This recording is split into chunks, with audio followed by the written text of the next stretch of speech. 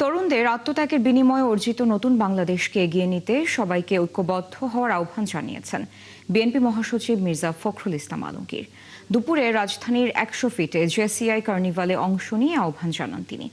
দেশের অর্থনীতি চ্যালেঞ্জের মুখে উল্লেখ করে বিএনপি মহাসচিব জানান, সীমিত সম্পদ সত্ত্বেও 18 কোটি মানুষের খাদ্য নিরাপত্তা নিশ্চিত করা বড় অর্জন। শহীদ প্রেসিডেন্ট জিয়াউর রহমানের বহুদলীয় গণতন্ত্রের পথ ধরেই দেশের উন্নয়ন ত্বরান্বিত করা হচ্ছে বলেও জানান তিনি। এ সময় সামাজিক যোগাযোগ মাধ্যমের নেতিবাচক প্রভাব নিয়ে শঙ্কা জানিয়ে তিনি তরুণ প্রজন্মকে বিভ্রান্তি থেকে দূরে থাকার পরামর্শ দেন।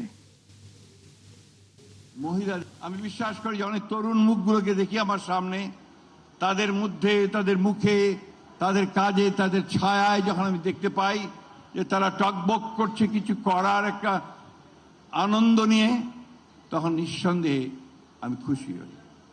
আমি একইভাবে খুশি হই যখন আমি আমার গ্রামে গিয়ে কৃষকদের মধ্যে দেখি তারা কোনো একটা নতুন বীজ নিয়ে তারা বেশি উৎপাদনের স্বপ্ন দেখছে, তখন খুশি হই।